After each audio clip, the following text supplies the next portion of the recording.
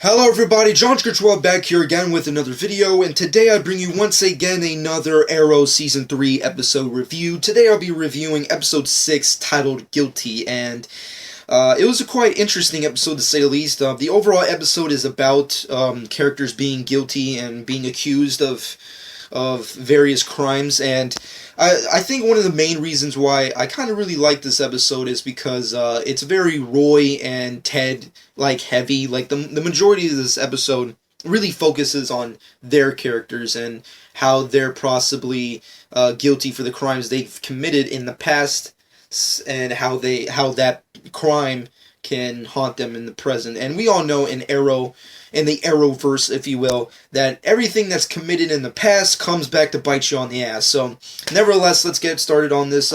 First off, this video may contain spoilers, so nevertheless, if you've not seen the episode, go check it out, then come back. But nevertheless, let's get right down to it. The majority of the episode is focused around Ted Grant. Apparently, we get some good, interesting subplots with him. We get to understand his character a little bit more, which I liked because, ever since the beginning of Season 3, I've been on the fence with Ted Grant because of how much he's changed from Arrow from his comic book counterpart. But overall, I kind of get a better understanding of his character in this universe, and I thought it was pretty interesting and cool to find out that he was actually Starling City's vigilante prior to Stephen Amell, Oliver obviously stepping in and taking on that spot, and I thought that was pretty interesting. I didn't like the fact that his mask did not resemble his actual mask in the comic books. Although that was expected. I mean, Arrow tends to have a more practical, use of costumes when it comes to their characters. They don't usually have, variations or very comic booky kind of costumes. But, anyways, it was pretty cool to find out that kind of history with Ted. And, on top of that, also, we get a good subplot with Roy and the teaser that we got last week. Now, if you did not watch that, then definitely you're really out of the loop. But nevertheless, the last sequence in the previous episode was essentially Roy dreaming that he was the one who killed Sarah, and then now we get some general post-credit sequences with how that turned out, essentially. Apparently he thinks that he is the one who caused the death of Sarah, and he kind of confines in Felicity with the truth and whether or not it is actually what happened, and they go through this testing of trying to find out whether or not Roy still has Miracru inside his system and whatnot. So it was really interesting. I really liked this episode mostly because of that. Most of Roy's sequences and scenes are the reason why I really like this episode. Every single scene that Roy has is just so awesome, and it just makes me feel just really sad in effect because of all the craziness and accusations and the truths that he has to face.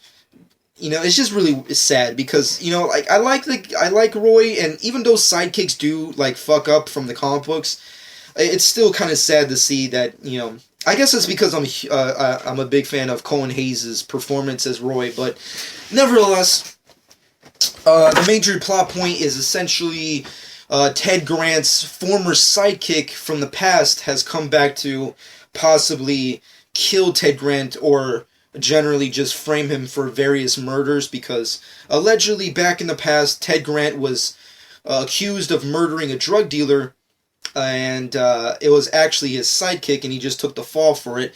But now, I guess his sidekick wants revenge for Ted Grant just turning his back on him and whatnot. So I guess that was pretty interesting. I like the sequences. The action was really good. I think there were some things that I didn't like in this episode, like how they kind of accuse Roy, how the second Roy kind of opens up about what happened, it's everybody kind of turns on him. Granted, the sole purpose of Season 3 is to find out who killed Sarah, but at the same time, it's you do realize you're basing this on a dream, right? I mean, come on. He dreamt that he killed her. It doesn't mean that he actually killed her. I mean, Felicity said, even herself, that in the evidence, the forensic evidence, it did not state who or how she was killed. It just doesn't add up. And Roy just dreaming that he killed her doesn't really mean anything. So I kind of found it uncomfortable how Diggle and Laurel just kind of turned their backs on Roy and is like, we can't let him stay in the team. He needs to screw off. We gotta let him go. It's like, really? It's like, they're that fast to just let him go. I think that's just so sad and fucked up at the same time, that you've gone through various adventures together and just like trying to save Starling City from itself, but yet when you come to this point where you're just about to discover who killed the person that you used to work with was someone that you currently work with, I don't know, it just felt really weird. I guess once again because I'm a Cohen Hayes fan, I kind of felt sad, but I don't know, like, it just didn't feel right that everybody felt so against Roy at that point in time. But nevertheless, we do have some resolution and everything.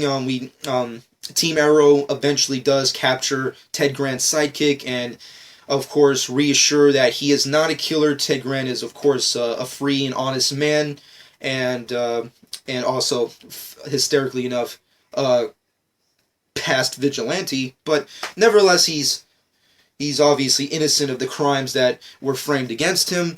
And we do also get some resolution on whether or not Roy actually killed Sarah. Apparently, and this plays in fact with the flashback sequences. Yes, there are Hong Kong flashbacks once again, folks, yes.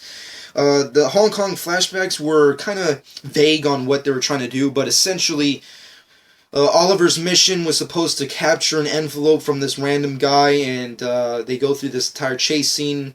They can't find the envelope, and then Katana essentially discovers a way to find where the envelope is through meditation, which was kind of weird.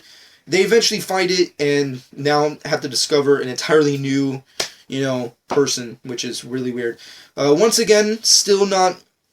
I don't know if that's because I'm not following it correctly, but the Hong Kong flashbacks, I'm finding it very difficult to, like, comprehend what they're all about. I mean, like, granted, maybe that's just me, maybe because it's not appealing to me, or maybe because, like, it's just, overly wrapped with nonsense. I don't really know, but in the comment section below, let me know what the Hong Kong flashbacks are all about, and also try to keep the condescending comments apart from the actual explanations, please. I don't need none of that. But anyways, overall, we do get some resolution through meditation. Apparently, Oliver tries to get the truth out of Roy through meditation, and then Roy, in his own mind, discovers that he confused the death of Sarah through the death of a police officer that he caused in Season 2 when he was going through his Roy rage, if you will.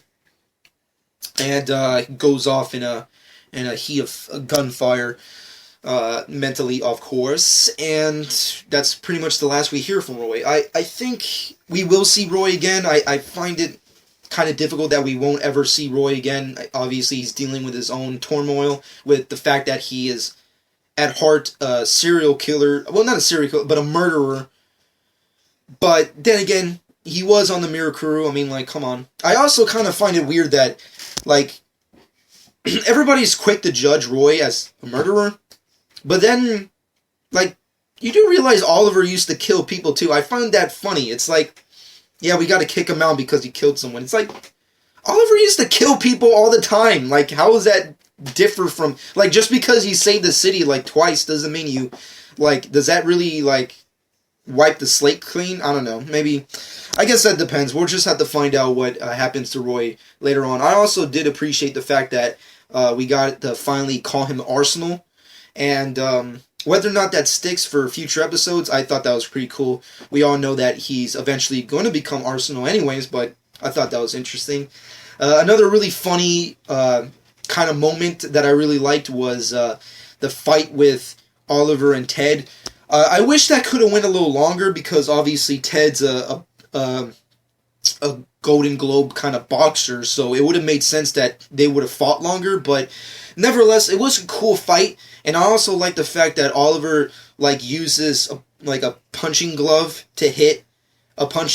arrow to hit Ted in the face and knock him out. I thought that was kind of funny, because I remember specifically an interview with Stephen Amell where he stated that he would never want, even jokingly, to have like a punching glove arrow attack. And I thought that was kind of funny that they actually used that in this episode, even though he stated that it was too dumb of an idea and that he wouldn't want that. But hysterically enough, we finally got that punching glove arrow. But nevertheless, this episode was pretty fun. It was interesting. It was good. I liked all the Roy moments were actually my favorite moments out of this episode, strangely enough. And I'm gonna have to give this episode a good 7.5 out of 10. I would have given it an 8, but at the same time, there wasn't really anything like mind exploding for this episode. But nevertheless, it was a good episode. I enjoyed it, like I said.